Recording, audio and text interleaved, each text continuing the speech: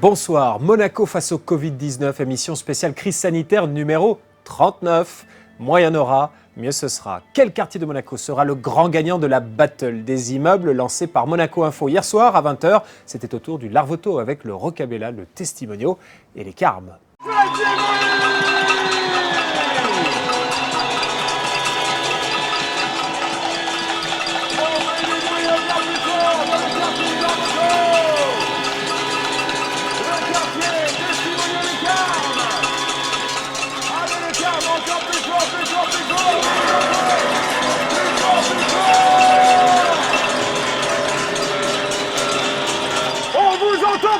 Faites du bruit!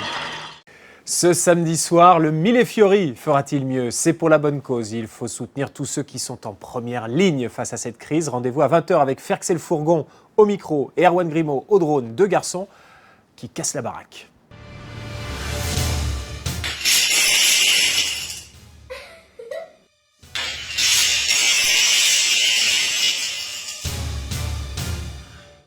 Alors a priori, l'avantage du confinement, c'est qu'ils auront tout le temps de reconstruire cette tour. En attendant, les nostalgiques du Grand Prix, eux, font des séances d'essai underground.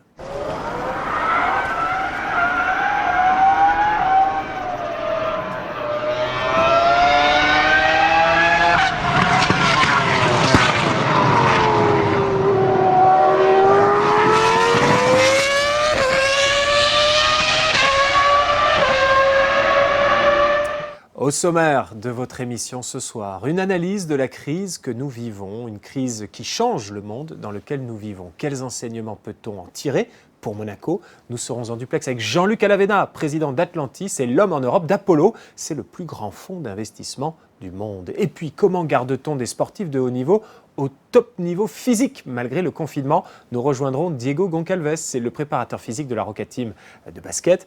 Mais avant cela, on fait un point sur l'info avec vous, Émilie Rousseau.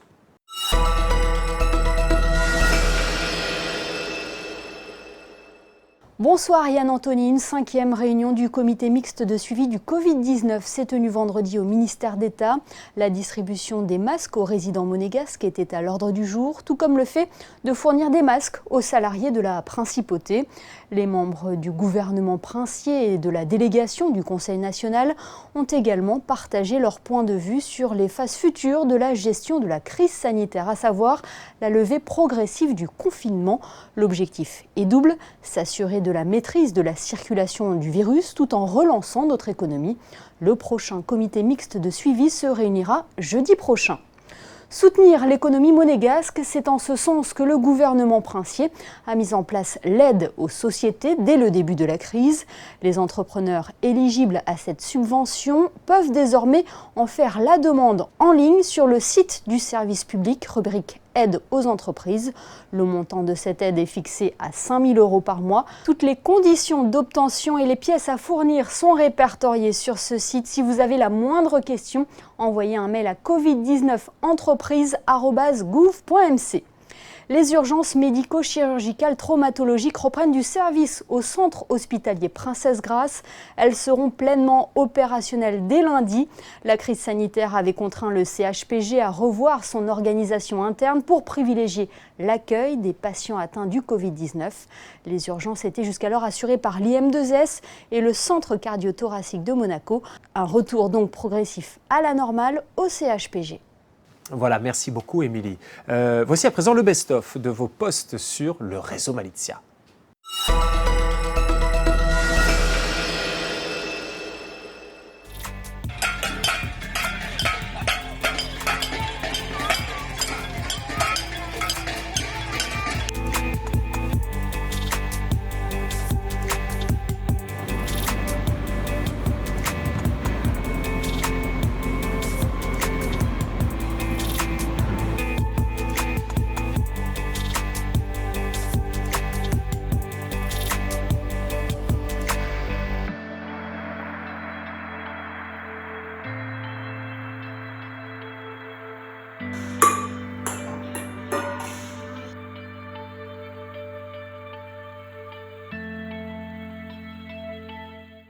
pour prendre un peu de hauteur par rapport à la crise que nous traversons et puis surtout pour essayer d'en tirer des enseignements pour mieux préparer la suite.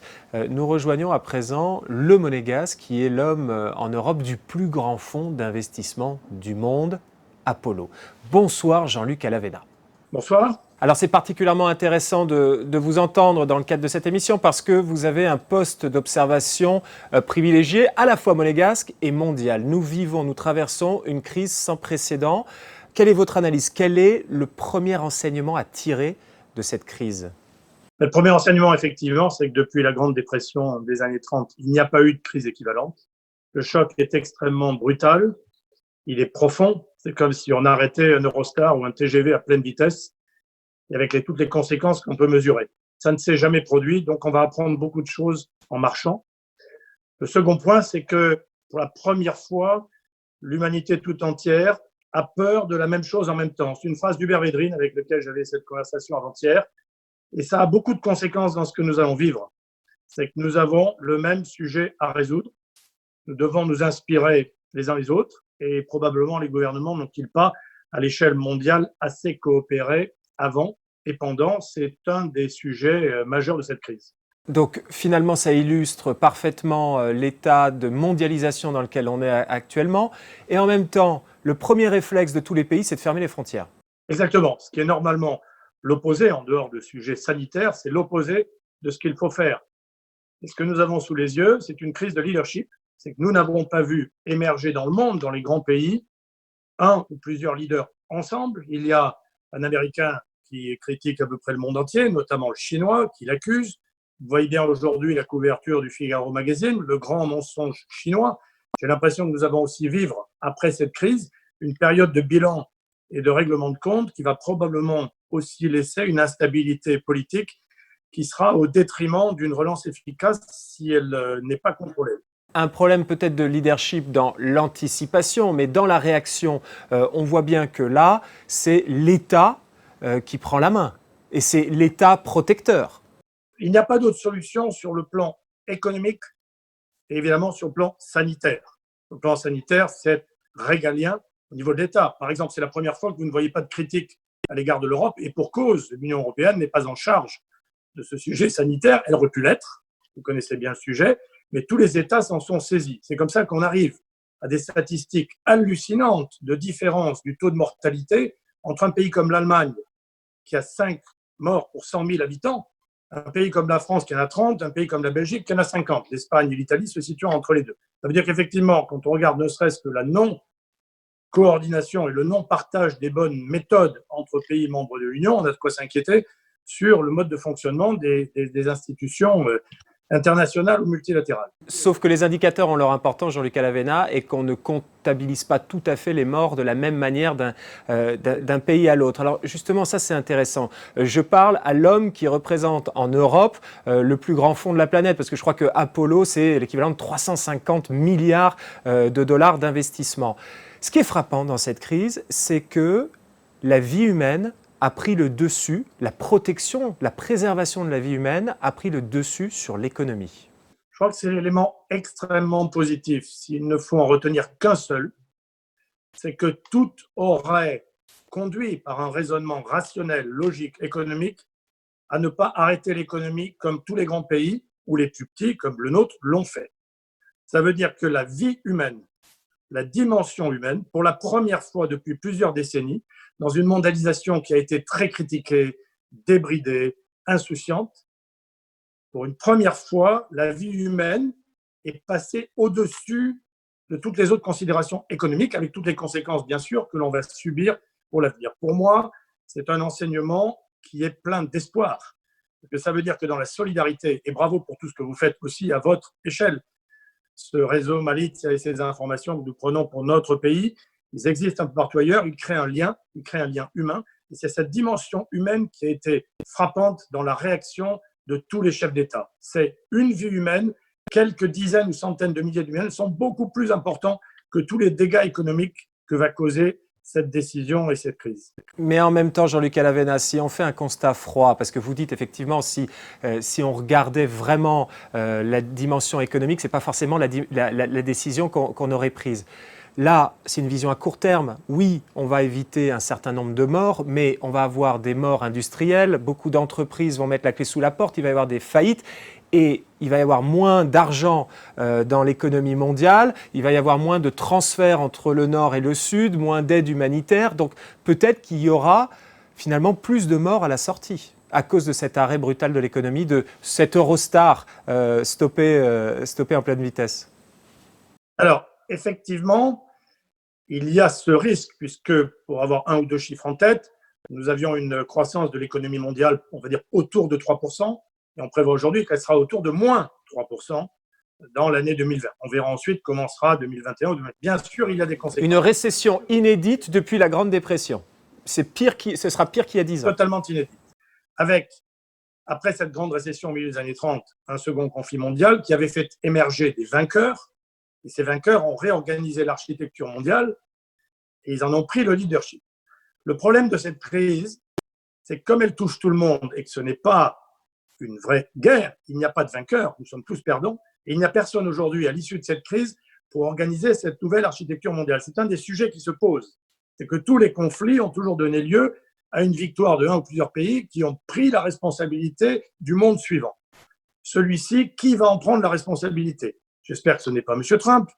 Je ne sais pas si les Chinois seront légitimes. Est-ce que l'Europe arrivera à se construire ? Il va y avoir, après cette grave... Il n'y aura pas de Yalta.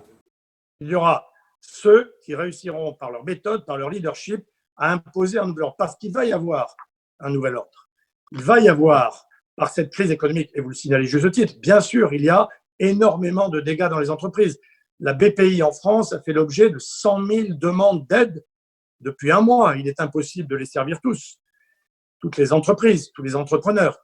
Donc, il va y avoir derrière nous des entreprises qui vont disparaître. Il y a notamment des entreprises de petite ou moyenne taille qui ne peuvent pas survivre, et notamment quand elles sont liées au commerce, quand elles sont liées à la restauration, quand elles sont liées à tout ce qui fait la consommation habituelle des ménages. En revanche, il y a une liquidité énorme qui est injectée par les différentes banques centrales, que ce soit la Fed aux États-Unis, la Banque centrale européenne ou ailleurs dans les autres zones géographiques. Et heureusement, c'est-à-dire qu'il y a eu en revanche une unité extrêmement impressionnante, comme ça avait été le cas dans la crise précédente qui était purement financière en 2008. Il y a eu une coordination de politique monétaire qui a entraîné l'injection immédiate de liquidités qui permet au système pour le moment de fonctionner. Et deuxièmement, le mot d'ordre qui a été donné aux États a été de soutenir par tout moyen. Ça a été le cas notamment à Monaco, Jean-Luc Alavena. Monaco qui, heureusement, bénéficie toujours d'un bas de laine grâce à la bonne gestion des dernières années. Mais maintenant, nous, un pays comme Monaco, autour de nous, on n'a que des paquebots qui manœuvrent péniblement. Nous, Monaco, on est une petite vedette rapide. Dans le monde d'après, qu'est-ce qu'il va falloir revoir pour s'adapter? Alors d'abord, vous dites à juste titre, grâce au travail et aux économies accumulées. Ce pays a été géré, grâce à nos princes, en bons pères de famille. Il y a eu de la prudence, de la rigueur, et il y a ce bas de laine dont vous parlez.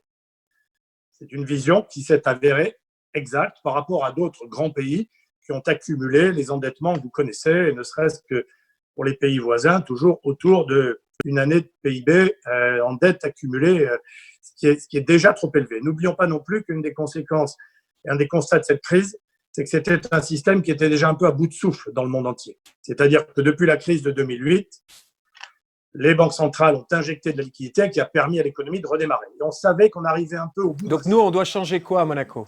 Alors à Monaco, puisque nous sommes à quelques semaines du 15e anniversaire de l'avènement du prince Albert, je pense que si on se réfère à tout ce qu'il a initié et débuté à l'origine, il a eu une vision. Et cette vision, elle est évidente aujourd'hui et elle fait la preuve de la pertinence du modèle monégasque. Premièrement, j'y viens tout de suite, c'est son engagement pour la planète. N'oublions pas qu'on est dans le sujet qui vient de nous préoccuper en plein question sur la biodiversité. Ce qui se passe aujourd'hui avec un virus, avec des animaux, avec la végétation à un endroit de la Terre se transfère à une vitesse incroyable ailleurs dans le monde. La vision qu'il a eue il y a 15 ans de mettre l'accent sur l'engagement et la sauvegarde de la planète s'avère aujourd'hui particulièrement exacte. Le deuxième parti, c'est que ce modèle est pertinent. Il est pertinent parce qu'il y a toute une série d'activités qui sont touchées aujourd'hui parce que nous vivons de nos flux. Nous vivons du flux de ceux qui viennent ici pour des raisons touristiques, pour des raisons professionnelles, pour des organisations de conférences ou pour apporter leur travail. Effectivement, quand les frontières se bloquent et quand les flux sont contrôlés, voire interdits, il y a un impact immédiat. Mais ce type de coup d'arrêt étant rarissime, la rigueur de gestion et l'accumulation de liquidités ou de réserves patrimoniales pour y faire face s'avère d'une pertinence absolue et c'est ce qui nous permet aujourd'hui de nous sauver. Si vous regardez, troisièmement, dans les orientations qu'il a données à l'époque, il y a, et c'est peut-être le point d'amélioration, l'idée de diversifier encore plus les activités qui sont ici en principauté. Bien sûr, il y a le tourisme, bien sûr, il y a le tourisme d'affaires, bien sûr, il y a la proximité de la mer et de tout ce qu'elle offre comme ouverture, bien sûr, il y a les activités immobilières, mais je pense qu'on l'a vu avec les créations de l'incubateur, d'un certain nombre de start-up dans des secteurs innovants, voire du développement de la place financière que conduit Jean Castellini. Il y a clairement, dans ce qui a déjà été tracé à l'époque, et ce que le prince souverain a donné comme orientation à la principauté, il y a des pépites qu'il faut aller creuser encore plus. Vous me contactez ici dans mes bureaux au Gîte de Pasteur Saint-Terre, je pilote toutes mes affaires d'ici, je vis ici, les moyens de communication permettent de le faire. Il peut y avoir de plus en plus d'activités de conseil, d'activités financières, d'activités de développement qui ont une forte valeur ajoutée, qui ne sont pas dépendantes des contraintes que nous subissons aujourd'hui, qui peuvent apporter une nouvelle richesse à Monaco avec le capital qui s'y investit en permanence. C'est en tout cas pour moi un signe d'espoir évident et d'une valeur travail, une valeur d'investissement, vous savez, m'est particulièrement chère. Donc Monaco peut être un hub mondial et il faut absolument se diversifier pour tirer notre épingle du jeu. Merci Jean-Luc Alavena, président d'Atlantis, et vous collaborez notamment avec le fonds Apollo qui est le premier fonds mondial. Merci pour cette analyse, à bientôt. Merci beaucoup Yann Anthony, bon courage à vous tous. Et Émilie Rousseau, est-ce que vous avez quelques infos pratiques pour nous ?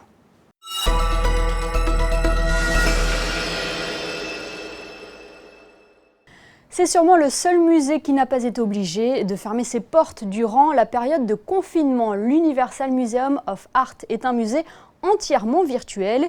Il propose régulièrement sur son site des expositions de différents mouvements artistiques. Nous vous en avons sélectionné une qui va vous permettre de vous plonger dans l'univers du street art avec la présentation d'œuvres d'artistes emblématiques comme Banksy ou Obé. L'exposition retrace la genèse et l'essor de l'art urbain dans le monde. L'Universal Museum of Art n'est pas le seul à proposer des visites virtuelles. Plusieurs musées de renom ont su adapter leur offre pour permettre au plus grand nombre de s'évader et de se cultiver depuis son canapé. On peut citer par exemple le Louvre, le MoMA ou le château de Versailles. A-t-on besoin encore de présenter notre couple star du réseau Malitia ? Oui, oui, oui, oui, je veux aller prendre l'air, oui, oui, oui, oui. Depuis le début du confinement, Nadège et Laurent adaptent les plus grands tubes de la chanson française et publient leurs vidéos sur le réseau Malitia. On l'a bien compris, ils aiment tout style de musique. Justement, nous vous avons sollicité pour savoir quelle musique vous écoutez en ce moment. Eh bien, vous êtes nombreux à avoir une playlist variée. À noter également le grand retour des années 80. L'hymne monégasque a également été cité parmi vos réponses. On l'a d'ailleurs entendu parfois dans certains quartiers lors de la Battle des immeubles, Yann Anthony. Comment garde-t-on des sportifs professionnels en forme malgré le confinement ? Nous rejoignons le préparateur physique de la Roca Team de basket. Bonsoir Diego Goncalves. Bonsoir. Merci d'être avec nous. Alors, vous allez avoir, j'imagine que vous avez déjà, mais vous allez avoir un travail très particulier dans les prochaines semaines, dans les prochains mois. Le championnat de France de basket Jeep Elite ne reprendra pas avant le mois de septembre, ce qui fait que vous vous retrouvez avec des garçons, avec des sportifs de haut niveau qui ne joueront pas, n'auront pas joué au haut niveau pendant de nombreux mois. Comment vous faites pour les garder en forme ? Au-delà du suivi qu'on fait au quotidien actuellement, on a les garçons début août. Là, il faudra faire en sorte que début août, ils arrivent comme chaque année déjà prêts. Donc, il faudra s'en assurer. Et ce sera ça pour moi la clé. Juste votre avis à vous. Vous auriez préféré une reprise en mai-juin ou ça vous convient là, septembre ? Habituellement, les coupures, les joueurs restent en activité, en workout. Et là, pour certains, ils sont malheureusement confinés chez eux avec une petite terrasse. Donc, je suis plutôt satisfait que ça ne reprenne pas de façon prématurée. Il aurait fallu être très vigilant et on a peut-être eu un problème entre performance et santé. Alors justement, donc là, ils ne peuvent pas s'entraîner dans la salle Gaston Médecin pour l'instant, sur un vrai parquet avec un vrai ballon. Qu'est-ce que vous leur faites faire en appartement avec leur balcon? La clé, c'était vraiment de les garder au plus proche de l'activité, en sachant que c'est compliqué. Du renforcement, bien sûr, comme en saison, mais qu'ils puissent bouger de façon la plus spécifique possible, en gardant de la vitesse, en gardant de l'explosivité. Et comment vous travaillez justement cette explosivité, cette vitesse? On s'adapte, on utilise le canapé, utiliser une box, on utilise un pack d'eau, utiliser une boîte, mais on est beaucoup sur l'intention. C'est-à-dire, voilà, il faut bouger vite, il faut faire les choses avec intention, il faut visualiser les choses, je dirais. Donc c'est plus dans les correctifs, dans les conseils qu'il a fallu être pertinent. Et vous faites ça quoi? Par Skype, par Zoom? Ce sont des séances personnalisées, par groupe? Et puis, attendez, et puis surtout, combien de temps, combien d'heures par jour, par semaine? Parce que j'imagine que d'habitude, ils s'entraînent 10, 15, 20 heures par semaine. Alors en pré-saison, on peut s'entraîner jusqu'à 20 heures, mais en saison, avec 2 matchs, c'est plutôt autour d'une dizaine d'heures. Il a fallu garder un petit volume. On essaie de faire une séance quotidienne, donc d'être entre 7 et 10 heures par semaine, de ne pas descendre en dessous de ça. Ça, c'est le plus important. Mais comme on dit tout à l'heure, il va falloir gérer l'intensité. Comment on fait?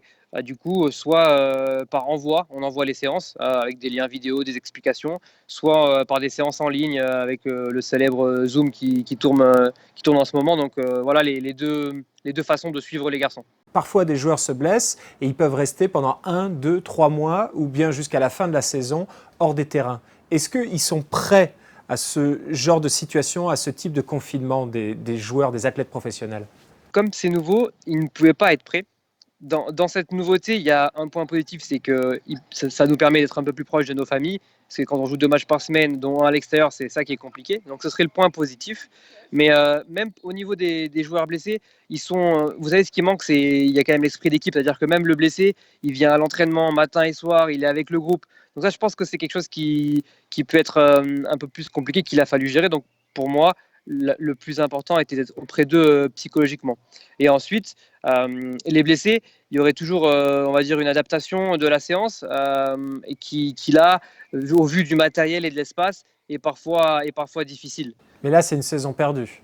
Sur le plan comptable, certainement, quand on voit qu'on était leader, quand on voit qu'on était qualifié de façon historique en Coupe d'Europe ou encore en Coupe de France, sur le plan comptable, c'est évidemment une perte. Après, sur le plan humain, c'était des bonnes choses, des bons moments. On va voir si c'est complètement terminé ou s'il y a moyen de poursuivre ça, par exemple en septembre. Merci beaucoup Diego Goncalves, préparateur physique de la Roca Team. Merci à vous. Allez, place au best-of des réseaux sociaux avec, tiens, une spéciale dédicace à Erwan Grimaud d'MC Click qui pourrait bientôt se lancer dans la coiffure.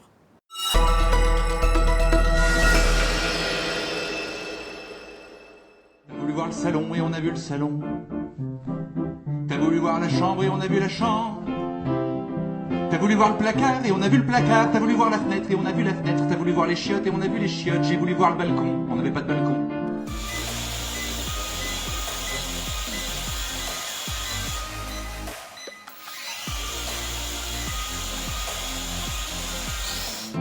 Maintenant tout est plus clair, on sait ce qu'il faut faire.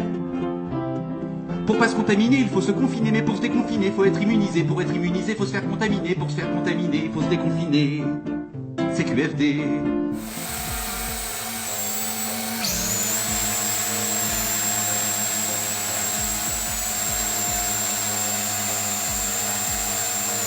À 20h, il faut se mettre à gueuler à la fenêtre. Pour soutenir les soignants en galère d'équipement. C'est les mêmes l'an passé qui se faisaient tabasser par la marée chaussée pour avoir du budget. Maintenant c'est des héros, moi je leur tire mon chapeau si avec tout ça ils tiennent, pas un peu schizophrènes. Pourvu qu'ils tiennent, qu'on s'en souvienne. Demain, nous vous proposerons de visiter la nouvelle place du casino en compagnie de l'administrateur délégué de la Société des Bains de Mer, Jean-Luc Biamonti. Monaco face au Covid-19, c'est votre programme. À vous de nous alimenter en rejoignant le réseau Malizia et à nous de vous informer 7 jours sur 7 à 19h, tout le temps de cette crise. À demain sur Monaco Info. 3, 2, 1,